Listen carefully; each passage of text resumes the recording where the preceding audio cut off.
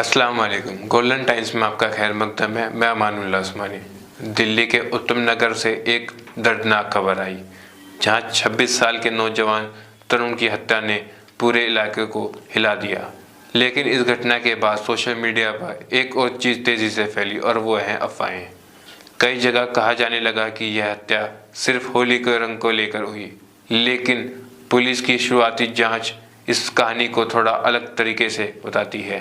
Media report के मुताबिक होली के दिन एक छोटी सी बात से शुरू हुई विवाद धीरे धीरे झगड़े में बदल गया।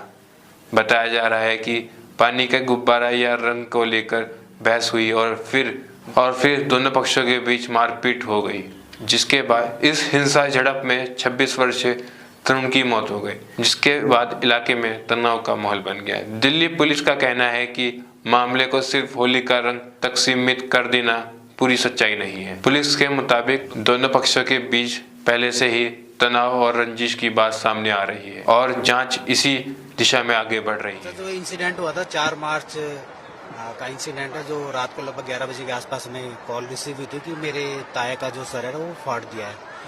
तो सूचना पे ये तुरंत पुलिस मौके पे पहुंची। इसके साथ साथ जो हमारा एडिशनल जो स्टाफ था, स्पेशल स्टाफ हो गया, लोकल पुलिस का स्टाफ हो गया, मौके पे पहुंचा। तो वहाँ पे जाकर हमने पाया कि 2 समुदाय के जो लोग हैं उनमें आपस में झगड़ा हुआ है। तो जिसमें एक समुदाय के 3 लोग और दूसरे समुदाय के 5 लोग इसमें इंजर्ड हुए। तुरंत ही हमने इनको पीसीआर अपने एम्बुलेंस के माध्यम से इनको हॉस्पिटल पहुंचाया। तो जिसमें से ये सारे वहीं से तुरंत ही हॉस्पिटल से डिस्चार्ज हुए। केवल एक जो तरुण कुमार नाम का लड़का था जिसकी उम्र 26 साल थी, वो हॉस्पिटल में एडमिट रहा। और नेक्स्ट अगले दिन 5 तारीख की दोपहर के आसपास ही पता चला कि वो इसके इलाज के दौरान उसकी मृत्यु हो गई है। तो इनिशियल स्टेज पे ही हमने 4 तारीख को इसमें 308 जो आईपीसी था उसमें पुराने बीएनएस के तहत हमने केस रजिस्टर्ड किया। और उसके बाद जैसे उसकी जो लड़का तरुण कुमार था उसकी डेथ हुई, तो इसमें हमने उसको जो मर्डर का था उसमें सेक्शन उसमें ऐड कर दिए। अभी तक इनिशियल स्टेज में हमने 5 लोग अरेस्ट किए थे। उसके बाद हमने 2 लोग और इसमें अरेस्ट किए। तो टोटल अभी 7 लोग इसमें अरेस्ट है, जिसमें 7 लोग में से एक माइनर भी इसमें अप्रिहेंड इंक्लूड है इसमें।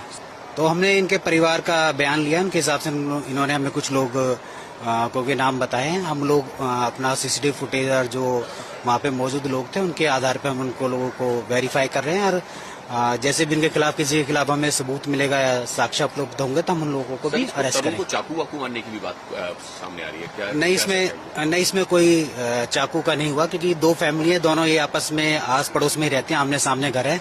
तो उसमें दोनों ही फैमिलीज के अलग अलग जो समुदाय उनके काफी फैमिली उनके लोग रहते हैं।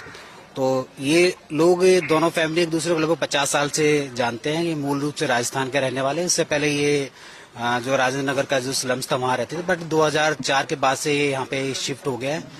तो इंक्वायरी के दौरान ये भी पता चला कि जैसे पड़ोसी के बीच में जो नॉर्मल होते रहते हैं इसमें कि पार्किंग को लेकर झगड़ा, नॉट ए कम्युनल, तो वो भी पहले होता आया है।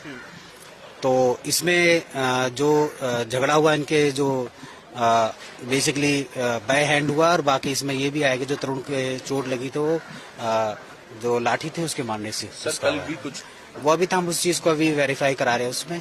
तो जो भी इसमें प्रॉपरली लीगल एक्शन होगा करेंगे। तो हम इसके मामले में जो हमारे सीसीटीवी फुटेज थे वो उसको चेक करा रहे हैं। तो उसमें जो भी फर्दर एक्शन होगा हम आप लोगों को। पुलिस ने इस मामले में कई आरोपियों को गिरफ्तार किया और आगे की जांच जारी है। लेकिन अफसोस की बात यह है कि घटना के बाद सोशल मीडिया पर कई तरह की कहानियां गढ़ी जाने लगी। कहीं इसे धार्मिक रंग दे दिया गया तो कहीं इसे सिर्फ होली के रंग का विवाद बताया गया, जबकि सच्चाई यह है कि जांच अभी जारी है और पूरा सच अदालत और पुलिस की जांच से ही सामने आएगा।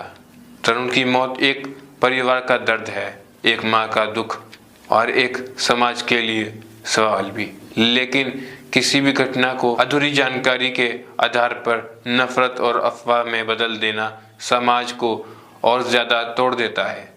जरूरत है कि हम सच का इंतजार करें और अफवाह से बचें। इसी उम्मीद के साथ मैं आपसे अलविदा लेता हूँ।